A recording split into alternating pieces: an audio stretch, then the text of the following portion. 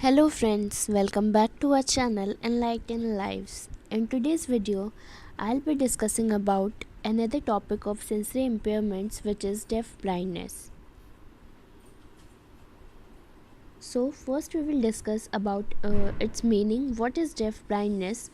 Deaf blindness is the combination of significant auditory and visual impairments in a person.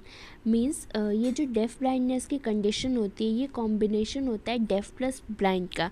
Def means जिसमें आपको hearing impairment होती है, hearing problems, and blindness means impairment related to your visual and sight. So ये जो def blindness होता है वो combination होता है जिसके अंदर भी ये डेफ ब्लाइंडनेस वाली कंडीशन होती है, उसको ठीक से सुनाई भी नहीं देता एंड दिखाई भी नहीं देता. These dual sensory losses vary in severity from person to person and do not necessarily lead to total deafness or total blindness. और ये जो कंडीशन होती है डेफ ब्लाइंडनेस की, वो हर एक पर्सन में वेरी करती है. उसकी जो सीवियरिटी होती है वो पर्सन टू पर्सन वेरी करती है. एंड ये ज़रूरी नहीं होता कि डेफ़ ब्लाइंडनेस अगर किसी में ये कंडीशन है, डिज़ीज़ है, डेफ़ ब्लाइंडनेस इम्पेयरमेंट है, तो वो कम्प्लीटली डेफ़ हो या टोटल ब्लाइंड हो. कभी कभी ऐसा होता है कि वो कुछ हद तक उसके अंदर हेयरिंग पावर होती है एंड वो कम्प्लीटली ब्लाइंड भी नहीं होता. Next is deaf-blind people fall into four groups. So basically there are four groups in which deaf-blind people are categorized. First, those who are born deaf and blind. So जो सबसे पहली category होती है, group होता है def blind people का, वो होता है जो लोग बॉर्न से, अपनी बर्थ से ही डेफ एंड ब्लाइंड होते हैं. Next is those who were born deaf and then lost their sight, and there are few people who are born deaf but they lost their sight after birth. Means ऐसे लोग जिनके अंदर जो hearing impairment होती है, hearing problem होती है, जो डेफ होते हैं वो बर्थ से होते हैं, बट जो उनकी लॉस ऑफ साइट होती है, उन्हें जो देखने में प्रॉब्लम होती है वो उनकी बर्थ के बाद डेवलप होती है उनमें. Then third is those who were born blind and then lost their hearing. Same कुछ लोग ऐसे होते हैं जो बर्थ से ही ब्लाइंड होते हैं, जिनमें सेंसरी इम्पेयरमेंट जो इनकी विजुअल कैटेगरी वाली होती है वो बर्थ से ही प्रेजेंट होती है, बट जो उनकी डेफनेस होती है, हेयरिंग प्रॉब्लम होती है, वो बाद में डेवलप होना शुरू होती है. Then the adventitious deafblind as a result of old age or through an illness or accidental later in life. Then there are few people जो deafblind की कैटेगरी में आते हैं, जिनके अंदर जो ये सिम्टम्स होते हैं, प्रॉब्लम होती है, वो as a result of old age होती है, या फिर किसी इलनेस के थ्रू होती है, या फिर अगर वो किसी एक्सीडेंट से मीट करते हैं लेटर अपनी लाइफ में, तो उसकी वजह से भी उन्हें ये प्रॉब्लम डेफ ब्लाइंडनेस वाली डेवलप हो सकती है. Then next is characteristic of deaf blind. Simultaneous presence of defective vision and hearing impairment which may vary in degree. Now कुछ ऐसी कैटेगरी होती है जो कैरेक्टरिस्टिक होते हैं वो डेफ ब्लाइंड के ये होते हैं. फर्स्ट कि उनके अंदर कुछ डिफेक्ट होता है विजन और हियरिंग में, वो कम्प्लीटली डेफ या ब्लाइंड नहीं होते, और सबके अंदर जिसमें भी ये कंडीशन होती है डेफ ब्लाइंड वाली, वो पर्सन टू पर्सन वेरी करती है. Does not imply total loss of either vision और हेयरिंग. एंड इसमें ये ज़रूरी नहीं होता कि जो भी इंडिविजुअल होगा वो कम्प्लीटली डेफ होगा या कम्प्लीटली उसके अंदर विजन प्रॉब्लम होगी. Communication is most severely affected. And जो सबसे ज़्यादा प्रॉब्लम डेवलप होती है डेफ ब्लाइंड पीपल के अंदर, वो उनकी कम्युनिकेशन से रिलेटेड होती है. ऐसे लोगों को कम्युनिकेट करने में या दूसरों को इनके साथ कम्युनिकेट करने में बहुत ज़्यादा प्रॉब्लम होती है. Highly individualise training is needed to cope with the condition. And जो भी लोग इनके साथ डील करते हैं, इन्हें ट्रेनिंग देते हैं या फिर इनके साथ रहते हैं, इन्हें कुछ सिखाते हैं, वो लोग वो ट्रेंड इंडिविजुअलाइज्ड होते हैं. मीन्स ऐसे लोग जिनके पास ट्रेनिंग होती है डेफ ब्लाइंड पीपल से कम्युनिकेट करने की, उन्हें हैंडल करने की, वही लोग इनके साथ कोप अप कर सकते हैं easily. Affects person in totality. And ये जो कंडीशन होती है डेफ ब्लाइंड, वो एक पर्सन के, एक इंडिविजुअल के टोटल पर्सनैलिटी को भी बहुत ज़्यादा अफेक्ट करती है. Then next is causes of deaf blindness, कि कौन कौन से कॉजेज़ होते हैं जिसकी वजह से ये कंडीशन डेवलप होती है डेफ ब्लाइंडनेस की. First, infections as a cause of deaf blindness. So जो सबसे पहली जो कंडीशन है, कॉज होता है डेफ ब्लाइंडनेस का, वो ये हो सकता है कि जो इंडिविजुअल है उसके अंदर कोई इन्फेक्शन है. एंड जो मोस्ट कॉमन इन्फेक्शन होता है जिसकी वजह से डेफ ब्लाइंडनेस होती है वो होता है रुबेला वायरस और commonly known as German measles. ये एक ऐसा वायरस होता है जो रिस्पॉन्सिबल होता है डेफ ब्लाइंडनेस के लिए एंड इसे कॉमनली जर्मन मिसल्स के नाम से भी जाना जाता है। नेक्स्ट इज़ जेनेटिक और chromosomal syndromes as a cause of deaf blindness. जो सेकंड कॉज होता है डेफ ब्लाइंडनेस का, इट इज़ जेनेटिक और क्रोमोसोमल सिंड्रोम्स। मीन्स ऐसी कंडीशन जो पेरेंट्स उनके ऑफस्प्रिंग्स में जाती है या फिर क्रोमोसोमल जो जेनेटिकली ट्रांसफ़र होती है पेरेंट्स से उनके ऑफस्प्रिंग में, वो भी कभी कभी कॉज हो जाता है डेफ ब्लाइंडनेस का। Third is congenital birth trauma as a cause of deaf blindness. Now ये जो कॉन्जेनिटल बर्थ ट्रॉमा होता है जिसकी वजह से डेफ ब्लाइंडनेस होती है, उनमें कुछ कैटेगरी आ जाती हैं, जैसे प्री मैच्योर बर्थ हो गई, लो बर्थ वेट चाइल्ड का, या फिर एनॉक्सिया और लैक ऑफ ऑक्सीजन, या फिर बर्थ के टाइम पे अगर चाइल्ड में कोई इंजरी हुई है। सो ये सब कॉजेज़ होते हैं कॉन्जेनिटल बर्थ ट्रॉमा के, मीन्स जो उनके बर्थ के साथ ही प्रेजेंट होते हैं इंडिविजुअल के अंदर। Then fourth is acquired deaf blindness. Acquired deaf blindness जो बर्थ के बाद डेवलप होती है किसी पर्सन में, ये जो डेफनेस की या फिर विजन की जो प्रॉब्लम होती है वो उनके अंदर आफ्टर देयर बर्थ आती है, जो कि जेनेटिक सिंड्रोम की वजह से हो सकती है। जो भी उन्हें प्रॉब्लम अपने पेरेंट्स से at the time of birth मिली हैं या फिर बाद में जो जेनेटिकली ट्रांसफ़र हुई हैं उनके अंदर, या फिर किसी एक्सीडेंट की वजह से, या फिर और कोई ट्रॉमा जो उनकी लाइफ में हुआ है, या फिर जो ओल्ड एज होती है, एजिंग की जो कंडीशन होती है, वो भी कभी कभी रिस्पॉन्सिबल होती है डेफ ब्लाइंडनेस में। Next is effects of deaf blindness on activities of daily living and education. Now जो डेफ ब्लाइंड पीपल होते हैं उनकी जो डे टू डे एक्टिविटी होती है या एजुकेशन होती है, उनमें क्या इफ़ेक्ट पड़ता है, क्या प्रॉब्लम्स होती हैं डेफ ब्लाइंडनेस के वजह से।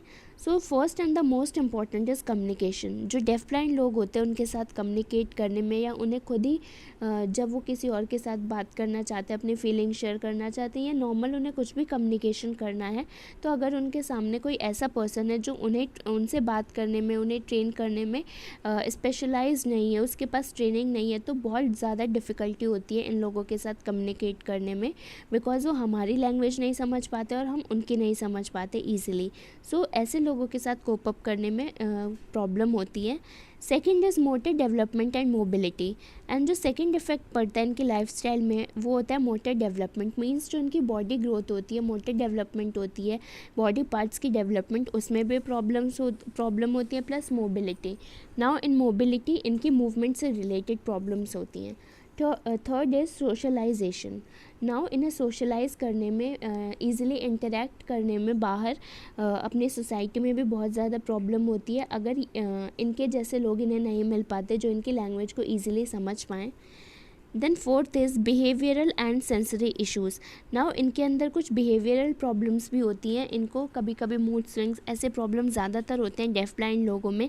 ये कभी कभी जो इनकी कुछ सेंसरी इश्यूज़ आ जाते हैं, मीन्स जो इनके अंदर लाइक जो ट्रिगर हो जाती है चीज़ें जो इनके बिहेवियर को इम्पैक्ट करती हैं, वो भी बहुत ज़्यादा आप इनमें ईजिली ऑब्जर्व कर सकते हो। ये कभी कभी बहुत ज़्यादा हाइपर हो जाते हैं, डिप्रेस हो जाते हैं, ऐसी कंडीशन भी इनके अंदर नॉर्मली होती रहती है जो डेफ ब्लाइंड पीपल होते हैं।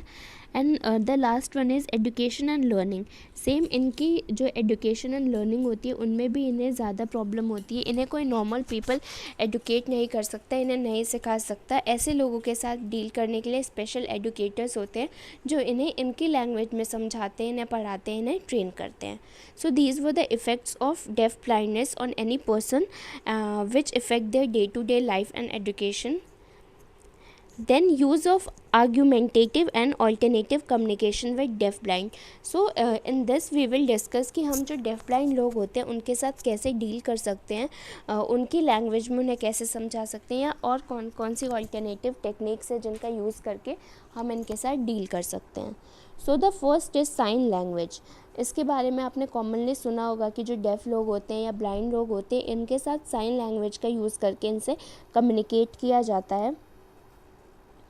नाउ साइन लैंग्वेज में कुछ ऐसी लैंग्वेज जो हम इन्हें शो करते हैं with the help of movement of our hands और एक्सप्रेशन, जिनकी वजह से हम इनकी बातों को समझ पाते हैं, ये हमारी बातों को समझ पाते हैं. Then second is hands on signing tactile sign language.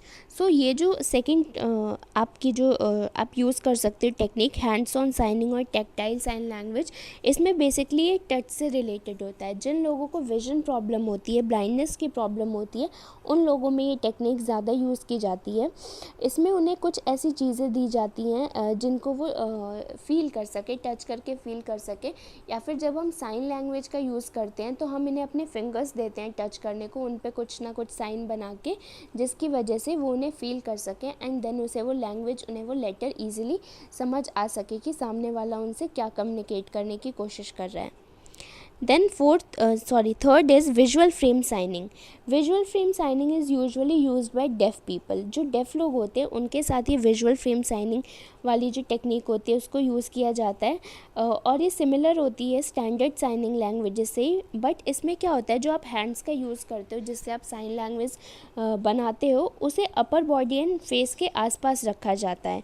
जो डेफ लोग होते हैं, आप अपना जो हैंड होता है उससे आप जो भी साइन क्रिएट करते हो वो उनकी अपर बॉडी या फेस के आसपास रखते हो, जिससे वो इजीली उसे टच कर सके एंड फील कर सके और वो उनके सामने से डिसअपेयर ना हो.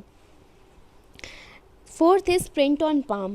So in this method, where letters are drawn on the palm of the deaf blind person hand one after the other. So ये जो टेक्निक है आपकी प्रिंट ऑन पाम, इसमें आप क्या करते हो, जो भी डेफ या ब्लाइंड लोग होते हैं आप उनके हैंड पे अपने फिंगर्स का यूज़ करके लेटर्स और साइन बनाते हो, जिसे वो फर्दर फील करते हैं और समझते हैं.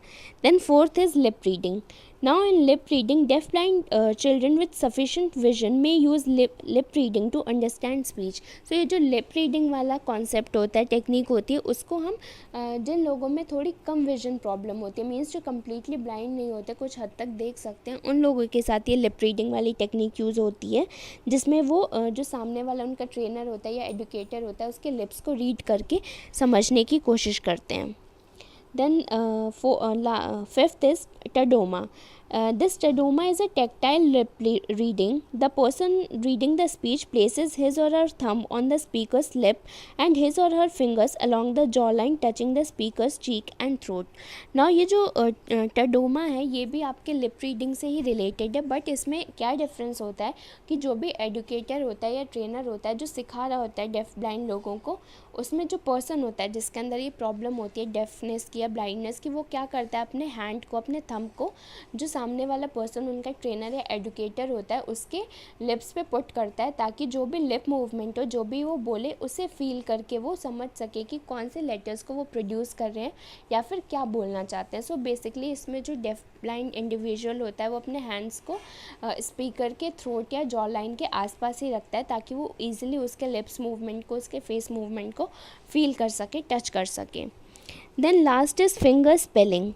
Now in finger spelling, the finger spelling is felt by the deafblind person. The best example of the American manual alphabets, which are made using a single hand with a particular shape for each alphabet in English. Now ये जो finger spelling है, आप जो भी इसमें alphabets होते हैं आपका, जिसे हम commonly अमेरिकन मैनुअल स्क्रिप्ट कहते हैं या फिर अमेरिकन मैनुअल अल्फ़ाबेट्स के नाम से जानी जाती है टेक्निक. इसमें आप फिंगर स्पेलिंग में जो भी हमारे अल्फ़ाबेट्स होते हैं A to Z या कोई भी आप जैसे 1 2 3 इनका यूज़ कर रहे हो, सो आप फिंगर से उनको बनाते हो और शो करते हो या फिर फील कराते हो जो भी डेफ ब्लाइंड लोग होते हैं उनको.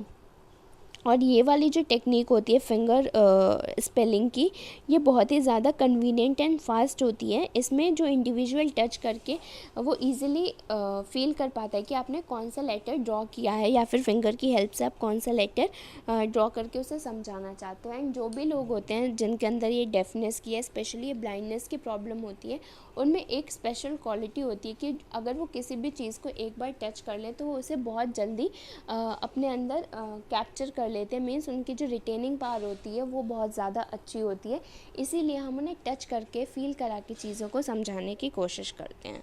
So these are the few techniques which we can use with deaf blind people to communicate with them, to teach them, to educate them. So that was all about this deaf blindness topic. In this topic we have discussed almost every important point related to deaf blindness, like its meaning, characteristic, impacts, and what are the causes of deaf blindness, and which techniques you can use to teach deaf blind people. So I hope you liked the video, and if the video was helpful to you, please do like, share, comment and subscribe to our YouTube channel. Thank you for watching, and best of luck.